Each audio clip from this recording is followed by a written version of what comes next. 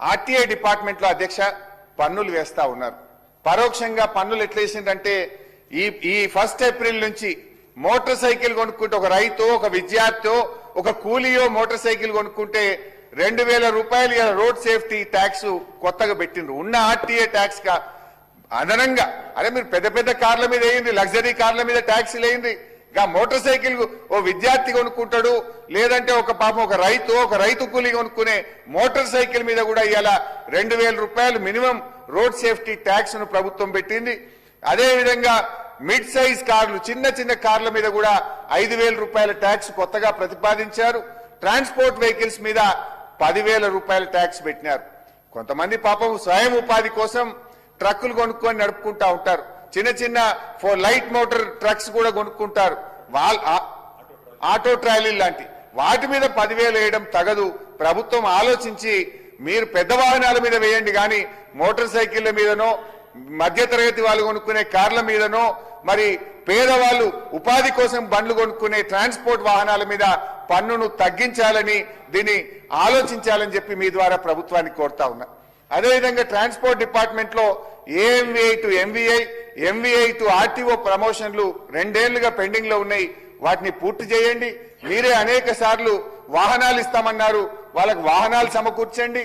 అదేవిధంగా ఆర్టీఏ ఆఫీసులు 26 కిరాయి బిల్డింగ్లలో ఉన్నాయి. 26 ఆర్టీఏ ఆఫీసులకు 6 నెలలకెళ్ళి కరెంటు బిల్లు కట్టలేరు, 3 నెలలకెళ్ళి కిరాయిలు కట్టలేరు. అరే 1000 కోట్లు ఇచ్చేటువంటి ఆర్టీఏ ఆఫీసులకే కిరాయి కట్టకపోతే ఎట్లన్నా? 6-7 వేల కోట్ల ఆదాయం ఇస్తున్నారు వాళ్ళు. ఆ కిరాయిలు కట్టండి, కరెంటు బిల్లు కట్టండి, వాహనాలు ఇవ్వండి, అదేవిధంగా ప్రమోషన్లు ఇవ్వండి అని చెప్పి మీ ద్వారా మంత్రి గారి దృష్టికి తెస్తా ఉన్నా అధ్యక్ష. అదేవిధంగా అధ్యక్ష కొన్ని ఇష్యూస్ కూడా ఉన్నాయి. ఆర్టీఏ డిపార్ట్మెంట్ లో ప్రజలు ఇబ్బంది పడతా ఉన్నారు. స్టేట్ పోర్టల్ ను సెంట్రల్ పోర్టల్ తో అనుసంధానం చేసుకున్నాం. మొత్తం ఇండియా ఈజ్ 1 యూనిట్ అయింది. ఇప్పుడు దాంట్లో ఒకటి ఏమైందంటే అధ్యక్ష, డేటా ఇంటిగ్రేట్ కాలేదు. ఇప్పుడు 50 ఏళ్ళు నిండిన వాళ్ళు లైసెన్స్ రినివల్ చేసుకోవాలి. లైసెన్స్ రినివల్కి పోతే అక్కడ ఏమైతుంది, స్లాట్ బుక్ చేసుకుంటే కొన్ని పేర్లు స్టేట్ సెంట్రల్ డేటా ఇంటిగ్రేట్ కాకపోవడం వల్ల వాళ్ళ ఆఫీస్కి పోవాల్సి వస్తుంది, ఆఫీసుల చుట్టూ తిరగాల్సి వస్తుంది, బ్రోకర్ల దగ్గరికి పోవాల్సి వస్తుంది. ఈ డేటా ఇంటిగ్రేషన్ లో ఉన్న డిస్టర్బెన్స్ ను తక్షణమే దాన్ని సరిచేయాలి. దాంట్లో ఇబ్బంది లేకుండా, ప్రజలకు ఇబ్బంది లేకుండా ప్రయత్నం చేయాలని ప్రభుత్వం దృష్టికి తెస్తా ఉన్నా. అదేవిధంగా ఆటో క్లాస్ సారథి అనేటువంటి యాప్ లో కూడా మరి లేకపోవడం వల్ల ఆటో లైసెన్స్ బుక్ చేసుకోవడానికి కూడా వీలు కావడం లేదు. పాత వారికి రెన్యువల్ లో కూడా ఇబ్బంది అవుతుంది కనుక ఎన్ఐసితో మాట్లాడి ఈ ఆటో ఆప్షన్ ఉండే విధంగా కూడా మంత్రి గారు ప్రయత్నం చేయాలని చెప్పి మేము మంత్రి గారి దృష్టికి తెస్తా ఉన్నాం అధ్యక్ష. ఇకపోతే అధ్యక్ష ట్రాన్స్పోర్ట్ ఆదాయం లాస్ట్ పాయింట్. మన తెలంగాణ వచ్చిన తర్వాత రవాణా శాఖ ఆదాయం 2 సార్లు తగ్గింది అధ్యక్ష. ఒకటి కరోనా కాలంలో, రెండోది కాంగ్రెస్ కాలంలో. కరోనా వచ్చినప్పుడు ఒక్కసారి ఆర్టీఏ ఆదాయం 2020-21లో 287 కోట్లు తగ్గితే, కాంగ్రెస్ ప్రభుత్వం వచ్చిన 2024-25లో 228 కోట్లు తగ్గింది. మరి కరోనా వల్ల తగ్గింది అప్పుడైతే, ఇప్పుడు కాంగ్రెస్ కాలంలో కూడా 228 కోట్లు తగ్గింది. ఎవ్రీ ఇయర్ ఆదాయం పెరుగుకుంటూ పోయింది. కానీ దురదృష్టవశాత్తు మరి ఈ ప్రభుత్వం వచ్చిన తర్వాత రాష్ట్ర ప్రభుత్వ ఆదాయం తగ్గుముఖం పడుతుందంటే ఇది రవాణా మంత్రి తప్పిదం కాదు, ప్రభుత్వ పాలసీ వల్ల, ఎకానమీ డౌన్ కావడం వల్ల కాదు. Stamps and registration, state economy, రాష్ట్ర ప్రభుత్వ బడ్జెట్, ఆర్టీఏ, జీఎస్టీ అన్ని కూడా తగ్గినాయి. కొన్ని bad policies of this government. It's not the fault of the department.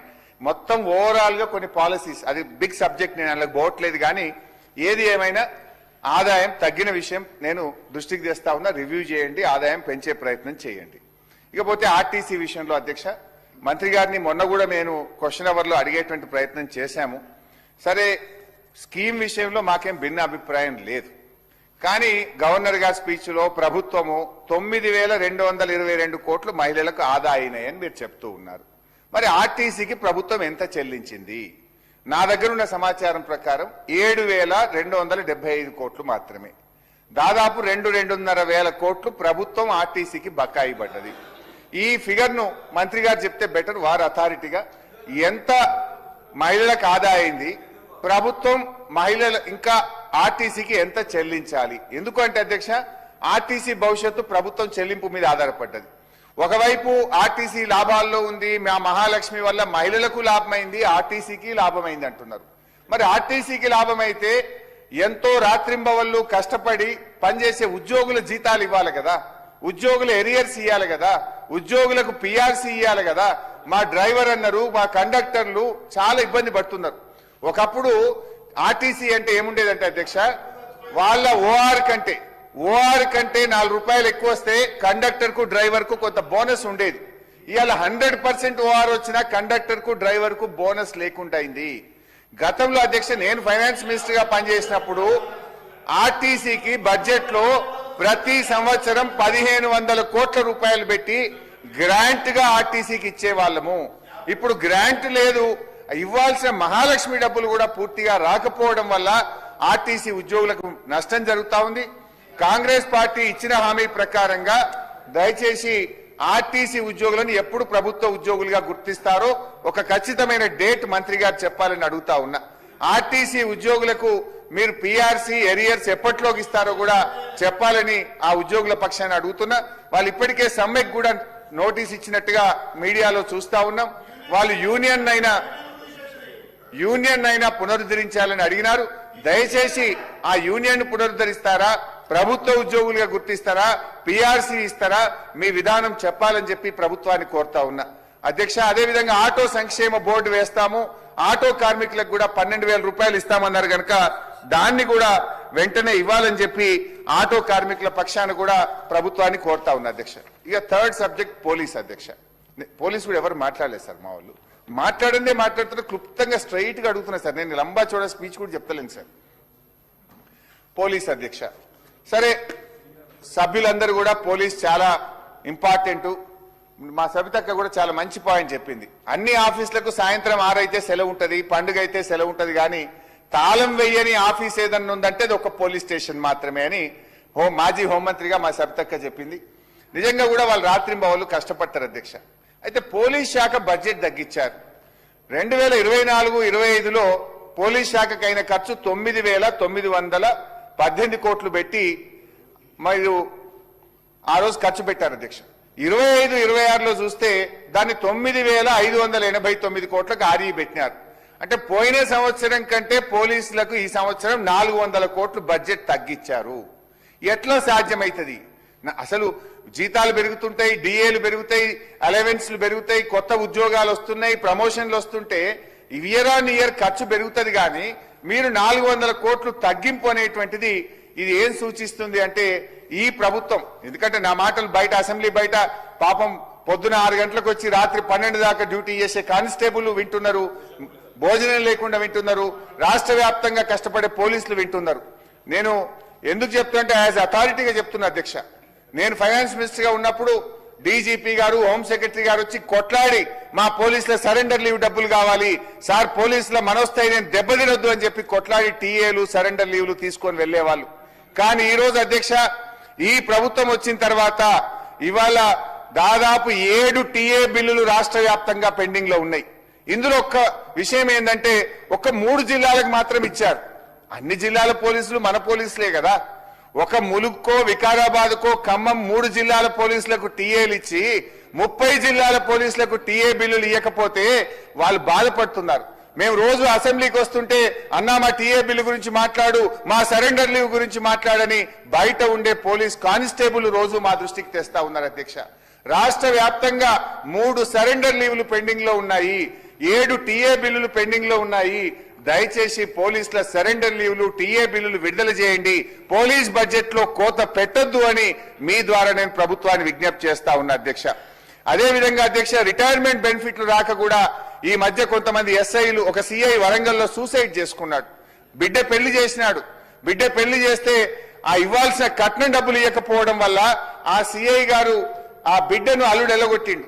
బిడ్డ ఇంటికి వచ్చిన వారం రోజులకు ఆ సిఐ గారు సూసైడ్ చేసుకొని 30 ఏళ్లు డిపార్ట్మెంట్ లో పనిచేసిన సిఐ ఆత్మహత్య చేసుకున్నాడు రిటైర్మెంట్ బెనిఫిట్స్ రాకుండా. ఆ పేర్లు కావాలంటే కూడా పంపిస్తా. మైసయ్య, శ్రీనివాస్ ఇట్లా ఒక 10 మంది చాలా ఇబ్బందుల్లో ఉన్నారు. దయచేసి ఆ పోలీసుల రిటైర్మెంట్ బెనిఫిట్స్ కూడా క్లియర్ చేయాలని చెప్పి నేను కోరుతా ఉన్నా అధ్యక్ష. అదేవిధంగా ప్రమోషన్లు మా ఐపీఎస్ ఆఫీసర్లకైతే టకా ఇయర్ వైజ్ ప్రమోషన్లు ఇస్తుండ్రు. ఎస్ఐ టు అడిషనల్ ఎస్పీ ప్రమోషన్లు చాలా పెండింగ్ లో ఉన్నాయి. ఎస్ఐ టు అడిషనల్ ఎస్పీ ప్రమోషన్లు గత 2 ఏళ్లుగా చేయకపోవడం వల్ల వాళ్ళు తీవ్రమైనటువంటి ఆవేదనలో ఉన్నారు.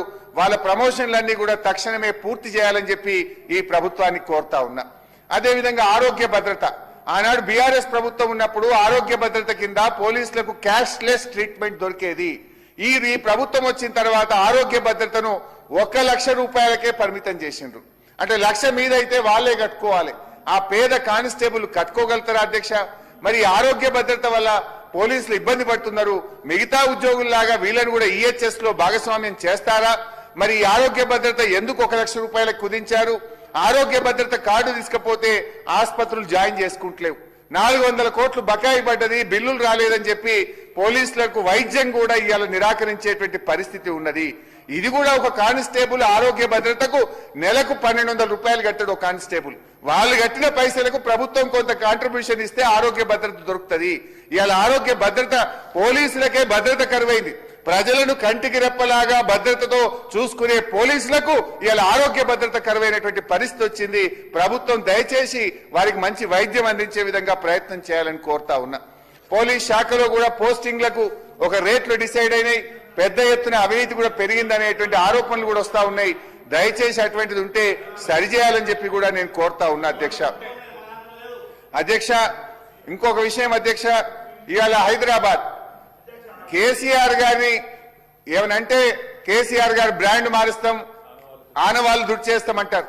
ఇవాళ హైదరాబాద్ లో ఆనాడు హైదరాబాద్, సైబరాబాద్, రాచకొండ కమిషనరేట్ మేము ఏర్పాటు చేసి చక్కగా జరుగుతా ఉంది. మరి మీకు అది నచ్చలేదేమో. కేసీఆర్ గారు ఆనవాళ్లు మార్చాలనుకుంటే ఆనాడు కేసీఆర్ గారు ఇన్నోవా బండ్లు ఇచ్చిండ్రు, మీరు ఇంక అంతకంటే టాప్ బండి ఇవ్వండి. ఆనాడు కేసీఆర్ గారు పోలీస్ స్టేషన్ కు 75,000 అలవెన్స్ ఇచ్చిండ్రు, మీరు 2 లక్షల రూపాయలు ఇవ్వండి. ఆనవాళ్లు మార్చడం కోసం ఈ కమిషనరేట్లు మారిస్తే అంతా గందరగోళం.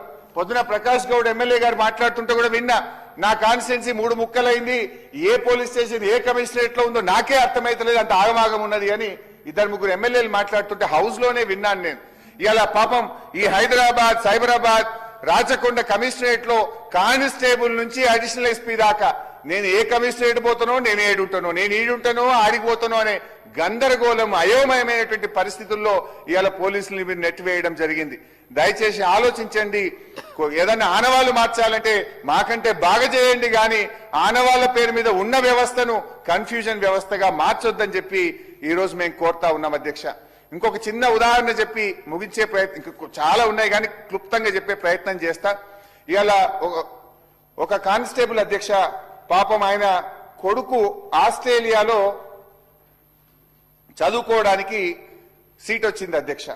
ఆ కానిస్టేబుల్ కు ఆస్ట్రేలియాలో సీట్ వస్తే ఆయన జీపీఎఫ్ లోన్ కు అప్లై చేసుకున్నాడు అధ్యక్ష. జీపీఎఫ్ అంటే వాళ్ళు సేవింగ్ చేసుకున్న డబ్బులే వాళ్ళు అప్లై చేసుకునేటువంటిది అధ్యక్ష. ఆ కానిస్టేబుల్ పేరు భాస్కర్. ఆ భాస్కర్ అనే కానిస్టేబుల్ జీపీఎఫ్ లోన్ కు అప్లై చేస్తే పాపం ఆ జీపీఎఫ్ లోన్ 6 నెలలకెళ్ళి క్లియర్ అయితలేదు. 6 నెలల నుంచి క్లియర్ కాకపోతే కింద మీద పడి అన్ని ఆఫీసులు తిరిగిండు. లాస్ట్ కు ఉప ముఖ్యమంత్రి గారి దగ్గరికి పోయి కూడా కాళ్ళు ఏళ్లబట్టుకున్నటువంటి పరిస్థితి ఉంది. కానీ ఈ రోజు కూడా ఆ భాస్కర్ అనే కానిస్టేబుల్ కు జీపీఎఫ్ లోన్ క్లియర్ కాకపోవడం వల్ల వాళ్ళ కొడుకు ఈ రోజు ఆస్ట్రేలియాకు పోనటువంటి పరిస్థితి ఉంది. ఇవాళ నేను అడుగుతా ఉన్నా, ఇంత దుర్భరమైన పరిస్థితి కానిస్టేబుల్లకు రాకూడదు. కనీసం 24 గంటలు పనిచేసే డ్యూటీలో ఉండే డ్రెస్ లో ఉండేటువంటి కానిస్టేబుల్లకైనా ఆ జీపీఎఫ్ గానీ, సరెండర్ లీవ్ గానీ, టీఏ బిల్లులు విడుదల చేయాలని చెప్పి నేను మీతో కోరుతా ఉన్నా అధ్యక్ష. అదేవిధంగా ఆనాడు మేము కానిస్టేబుల్కి మోటార్ సైకిల్ ఇచ్చాం, ప్రతి స్టేషన్ కు కూడా మోడర్న్ వెహికల్స్ ఇచ్చాం. ఇవాళ రిపేర్ కు కూడా డబ్బులు వస్తలేవు. స్టేషన్ అలవెన్స్ రాష్ట్రంలో అనేక పోలీస్ స్టేషన్లకు స్టేషన్ అలవెన్స్ రావడం లేదు. ఎందుకంటే గతంలో కాగితాలు దొంగల్ని కొనుక్కరమ్మనో, పెన్నులు కొనుక్కరమనే పరిస్థితి ఉంటే ఇది బాగాలేదని చెప్పి ప్రతి స్టేషన్ కు 50,000, 75,000 రూపాయలు మంత్లీ స్టేషన్ అలవెన్స్ కింద ఇచ్చాం. ఈ ప్రభుత్వం వచ్చిన తర్వాత ఆ స్టేషన్ అలవెన్స్ ఆగిపోయింది. దయచేసి ఆ స్టేషన్ అలవెన్స్ రిలీజ్ చేయండి. పెట్రోల్, డీజిల్ బిల్లులు విడుదల చేయండి. వెహికల్ రిపేర్స్ కు కూడా ఇబ్బంది వచ్చి ఆ లోకల్ మెకానిక్లను బతిలాడి రిపేర్లు చేయించుకునే పరిస్థితి వచ్చింది. వెహికల్ మెయింటెనెన్స్ డబ్బులు కూడా విడుదల చేయాలని చెప్పి నేను మీ ద్వారా కోరుతా ఉన్నా. హైదరాబాద్ లో 10 లక్షల సీసీ కెమెరాలు గత ప్రభుత్వ హయాంలో పెట్టాం. ఇండియాలోనే record. The only city with 10 lakh CC cameras was Hyderabad. బాధ కలిగేది ఏంటంటే ఈ రోజు వాటి మెయింటెనెన్స్ దెబ్బతిన్నది. సీసీ కెమెరాల మెయింటెనెన్స్ కూడా డబ్బులు ఇవ్వకపోవడం వల్ల చాలా కెమెరాలు ఈ నగరంలో పనిచేయడం లేదు, వాటి మెయింటెనెన్స్ కు డబ్బులు ఇవ్వండి, ఆ ఏజెన్సీ కాల పరిమితి ముగిస్తే దాన్ని ఎక్స్టెండ్ చేయండి, ఆ ఏజెన్సీని కంటిన్యూ చేస్తారా, కొత్తోళ్ళకి ఇస్తారా, ఇవ్వండి. కానీ సీసీ కెమెరాలు మెయింటైన్ చేయడం ద్వారా మరి ప్రజలకు మెరుగైనటువంటి భద్రత కలిగించే వాళ్ళం అవుతాం, ఆలోచించాలని కోరుతా ఉన్నా. అదేవిధంగా కోదాడ లాకప్ డెత్ విషయంలో కూడా అధ్యక్ష, కోదాడలో ఒక దళిత యువకుడిని ఏ రకంగా లాకప్ డెత్ చేసిందో కూడా మనం చూసాం. కర్ర రాజేష్, దాని మీద ఇంతవరకు చర్యలు తీసుకోలేదు. దయచేసి చర్యలు తీసుకోవాలని. అదేవిధంగా అధ్యక్ష, ఈ ప్రభుత్వం ఇవాళ ఏమనంటే మా మీద కేసులు పెడుతున్నారు అధ్యక్ష. ఒక ఎక్సైజ్ కానిస్టేబుల్ సౌమ్య గారు గంజాయి స్మగ్లర్లు పాపం ఆ సౌమ్య మీద దాడి చేసి ఆమెను హత్య చేసిన విషయం మనందరికీ తెలుసు అధ్యక్ష. అదేవిధంగా చెర్లపల్లిలో మహారాష్ట్ర పోలీసులు వచ్చి 12,000 కోట్ల రూపాయల డ్రగ్స్ ను చెర్లపల్లిలో పట్టుకున్నటువంటి విషయం కూడా మనం చూసాం అధ్యక్ష. కానీ మన పోలీసులు ఏం చేస్తున్నారు అధ్యక్ష, ఒక రీట్వీట్ చేస్తే, ఒక అబ్బాయి నల్లబాలు అని రీట్వీట్ చేస్తే 3 కేసులు పెట్టారు. 3 పోలీస్ స్టేషన్లో 3 కేసులు పెడితే హైకోర్టు మొట్టికాయలేసింది, సుప్రీంకోర్టు మొట్టికాయలేసిన కేసులు పెడతా ఉన్నారు అధ్యక్ష. ఇవాళ 20 రోజులు నల్లబాలును జైల్లో పెట్టినారు. కొనతం దిలీప్ గారి మీద 50 ఎఫ్ఐఆర్లు, కృషాంక్ మీద 26 ఎఫ్ఐఆర్లు, కేటీఆర్ గారి మీద 3 ఎఫ్ఐఆర్లు. సోషల్ మీడియాలో రీట్వీట్ చేస్తేనే ఇన్ని కేసులు పెడుతుంటే ఇవాళ మన పోలీసులు ఎటువైపు పనిచేస్తున్నారు? మీరు చెప్పుడేమో వాక్ స్వాతంత్రం, చెప్పుడేమో ప్రజాపాలన, మరి ఈ రకమైనటువంటి కేసుల్ని ఎట్లా అర్థం చేసుకోవాలి? మా తమ్ముడు బాల్కా సుమన్ను 22లో 14 కౌన్సిలర్లు గెలిస్తే మీరు ఎన్నికలు జరపండి అన్నందుకు బాల్కా సుమన్ను ఆదిలాబాద్ జైల్లో పెట్టినారు. మెదక్లో మా బీఆర్ఎస్ కార్యకర్తల్ని అక్రమ కేసులు పెట్టి 10 రోజులు జైళ్లలో పెట్టారు అధ్యక్ష. అదేవిధంగా అధ్యక్ష, ఇలా పోలీసు ఉద్యోగాల విషయంలో కూడా అధ్యక్ష, బీఆర్ఎస్ ప్రభుత్వం 47,068 కానిస్టేబుల్ ఎస్ఐ ఉద్యోగాలను రిక్రూట్ చేసింది. మా హయాంలో నోటిఫికేషన్లు ఇచ్చి 47,068 ఉద్యోగాలు మేము నింపాం. మరి మీ ప్రభుత్వం వచ్చినాక ఈ రోజు రాష్ట్రంలో 17,000 పోలీస్ కానిస్టేబుల్ ఖాళీగా ఉన్నాయి. మీరు నోటిఫికేషన్ ఇస్తామన్నారు, 2 ఏళ్ల 4 నెలలైంది. ఈ 17,000 కానిస్టేబుల్ ఉద్యోగాలు ఎప్పట్లోగా నింపుతారో కూడా ప్రభుత్వం చెప్పాలని చెప్పి కూడా నేను ఈ సందర్భంగా ప్రభుత్వాన్ని కోరుతా ఉన్నా అధ్యక్ష. అదేవిధంగా అధ్యక్ష, పొద్దున్నే మా అక్కగారు చెప్పారు, నేను దాంట్లోకి పోను కానీ ప్రమోషన్లు, ఎస్ఐలు సిఐల ప్రమోషన్లు కూడా పెండింగ్ లో ఉన్నాయి, వాటిని కూడా పూర్తి చేయండి. గతంలో పెద్దలు రేవంత్ రెడ్డి గారు ఏక్ పోలీసింగ్ విధానం తెస్తామని చెప్పారు. ఏక్ పోలీసింగ్ అంటే అది బెటాలియన్ పోలీసులు, సివిల్ పోలీసులు, ఏఆర్ పోలీసులు ఒకే విధానం తెస్తామని గౌరవ ముఖ్యమంత్రి గారు చెప్పారు. మరి ఆ ఏక్ పోలీసింగ్ అమలు చేయండి అని చెప్పి పోలీస్ కానిస్టేబుల్ కుటుంబాలు సెక్రటరియట్కి వస్తే పోలీసుల భార్య పిల్లల్ని వాళ్లే అరెస్ట్ చేసేటువంటి ప్రత్యేకమైన పరిస్థితి రాష్ట్రంలో వచ్చింది. వాళ్ళను దాదాపు 20 మందిని సస్పెండ్ చేశారు. వాళ్ళు ఏమడిగారు? ముఖ్యమంత్రి గారు మీరు ఇచ్చిన మాట నిలుపుకోండి అన్నందుకు సస్పెండ్ చేశారు. మానవతా దృక్పథంతో సస్పెండ్ చేసిన ఆ బెటాలియన్ పోలీసులను తిరిగి విధుల్లోకి తీసుకోవాలని, ఇచ్చిన మాట ప్రకారంగా ఏక్ పోలీసింగ్ ను అమల్లోకి తేవాలని కూడా కోరుతా ఉన్నాం. అదేవిధంగా హోంగార్డులకు సంబంధించి కూడా ప్రభుత్వం చాలా మాటలు ఇచ్చింది. హోంగార్డులకు సంబంధించి కారుణ్య నియామకాలు చేస్తామని, వాళ్లకు పర్మనెంట్ చేస్తామని, వాళ్ళకి పే స్కేల్స్ ఇస్తామని, కంపాషనేట్ ఉద్యోగాలు ఇస్తామని హామీ ఇచ్చారు. దయచేసి హోంగార్డులకు ఈ ప్రభుత్వం ఇచ్చిన హామీలు నిలబెట్టుకోవాలని చెప్పి కూడా ఈ సందర్భంగా మీ దృష్టికి తెస్తా ఉన్నాం అధ్యక్ష. ఇకపోతే అధ్యక్ష, మా లాస్ట్ 2 minutes కంప్లీట్ చేస్తాం. మా బీసీ కార్పొరేషన్ మంత్రి గారు పెద్దలు మా పొన్నం ప్రభాకర్ అన్న గారు, అన్న మంచోడు, పాపం బాగా చేయాలనే తపన ఉంటది కానీ వారికి ఉప ముఖ్యమంత్రి గారి నుంచి సపోర్ట్ రావట్లేదు. నేను పొన్నమన్నను డెఫినెట్లీ మా అన్న ఇంకా కష్టపడి మంచి పేరు తెచ్చుకోవాలి, మొదటిసారి మంత్రి అయ్యిండు, మా జిల్లా, మా సిద్దిపేట జిల్లా, వారంటే మాకెంతో గౌరవం అధ్యక్ష. కానీ నా బాధ ఏంటంటే అధ్యక్ష, బీసీ కార్పొరేషన్ కి ప్రభుత్వం 1370 కోట్లు పెట్టి కేవలం 6 కోట్ల రూపాయలు మాత్రమే రిలీజ్ చేశారు. ఎంబీసీ కార్పొరేషన్ కు 801 కోట్ల రూపాయలు పెట్టి 99 లక్షలు మాత్రమే క్లియర్ చేశారు. రజక ఫెడరేషన్ కు 386 కోట్లు పెట్టి 1 కోటి రూపాయలే ఇచ్చారు. నాయి బ్రాహ్మణ కార్పొరేషన్ కు 280 కోట్లు పెట్టి 30 లక్షలు మాత్రమే రిలీజ్ చేశారు. గీత కార్మికులకు 187 కోట్లు పెట్టి 52 కోట్లు రిలీజ్ చేశారు. వడ్డేరులకు 100 కోట్లు పెట్టి 18 లక్షలు, సగర ఉప్పరకు 100 పెట్టి 0, వాల్మీకి బోయలకు 100 పెట్టి 0, భట్రాజులకు 100 పెట్టి 0, విశ్వ బ్రాహ్మణులకు 100 పెట్టి 0, ముదిరాజులకు 100 కోట్లు పెట్టి 0, యాదవ కార్పొరేషన్ కు 100 కోట్లు పెట్టి 0, మున్నూరు కార్పొరేషన్ కు 100 కోట్లు పెట్టి 0 రిలీజ్ చేసిండ్రు. పద్మశాలీలు, పెరికెలు, లింగాయతులు, మేరలు, గంగపుత్రులు, ఈబీసీలు 100 కోట్లు పెట్టి ఒక్క రూపాయి కూడా ఈ 2 సంవత్సరాల్లో విడుదల చేయకపోవడం అంటే ఇది బీసీలకు అన్యాయం జరుగుతా ఉంది. దయచేసి మా పొన్నమన్న ఫైనాన్స్ మినిస్టర్ గారితో మాట్లాడి నిధులు తెప్పించి ఈ కార్పొరేషన్లకు ఈ సంవత్సరమైన డబ్బులు విడుదల చేయాలని చెప్పి కోరుతూ, అధ్యక్ష అరే కంప్లీట్ చేస్తా భాయ్ సాబ్, అరే ఎట్లా నేనే తప్పు మాట్లాడుతున్నా, పైసలు ఇయ్యలేదని చెప్తున్నా, తప్పైతే తప్పని చెప్పు, సూచనలే ఇస్తున్నా. అధ్యక్ష మా సీతక్క గారికి ఒక్కటే సూచన, విమర్శ చేయ మా సీతక్క మీద. అక్క ఈసారి ఒక మిషన్ భగీరథ స్కీమ్ లో ఆనాడు కేసీఆర్ గారు రిజర్వాయర్లలో మినిమం డ్రా డౌన్ లెవెల్ అని ఒక జీవో ఇచ్చినాం అధ్యక్ష. అయితే ఆ minimum draw down level maintain చేయకపోతే ఎండాకాలంలో నీళ్లకు ఇబ్బంది అవుతుంది. వాతావరణ శాఖ ఒక మాట ఏం చెప్తున్నట్టే ఈ సంవత్సరం జూలై దాకా వర్షాలు పడే అంటున్నారు. ఒకవేళ జూలై దాకా వర్షాలు పడకపోతే తాగునీళ్లకే ప్రజలు ఇబ్బంది పడతారు. దయచేసి మీరు ఇరిగేషన్ శాఖతో రివ్యూ చేసి మిషన్ భగీరథ స్కీములు సక్సెస్ఫుల్ గా నడవాలంటే ఆ ఎండిడిఎల్ జీవో ఏదైతే ఇచ్చినామో ఆ లెవెల్ మెయింటైన్ చేసేటట్టు మా సీతక్క గారు ప్రయత్నం చేస్తే ఈ రాష్ట్రంలోని ప్రజలకు తాగునీరు అందేటువంటి అవకాశం ఉంటుంది కనుక దయచేసి అక్క గారు రివ్యూ చేయాలని, ఎంపీటీసీ జెడ్పీటీసీ ఎన్నికలు కూడా తొందరగా పెట్టాలని చెప్పి నేను కోరుతా ఉన్నా. మా దగ్గర సింగూరు డ్యామ్ రిపేర్ చేస్తున్నారు సార్. సింగూరు డ్యామ్ రిపేర్ చేయడం వల్ల నీళ్లని తీసేసిండ్రు. అయితే సంగారెడ్డి, జహీరాబాద్, నారాయణ ఖేడ్, అందోల్ 5-6 నియోజకవర్గాల్లో మిషన్ భగీరథ ఎఫెక్ట్ అయింది కనుక ఆ 4-5 నియోజకవర్గాలకు ఏదైనా కొంత రిపేర్, మీరు డ్రింకింగ్ వాటర్ కొత్త బోర్వెల్స్ కానీ పైప్ లైన్ కానీ 5-6 నియోజకవర్గాలకు ప్రత్యేకమైన నిధులు ఇవ్వకపోతే ఎండాకాలం అక్కడ ప్రజలు ఇబ్బంది పడతారక్క. అక్కడ డ్రింకింగ్ వాటర్ రిపేర్ వల్ల డ్యామ్ ఖాళీ చేసినాం కనుక ప్రత్యేకంగా 5-6 నియోజకవర్గాలకు మా ఉమ్మడి మెదక్ జిల్లాకు నిధులు ఇవ్వాలని కోరుతూ అవకాశం ఇచ్చినందుకు ధన్యవాదాలు.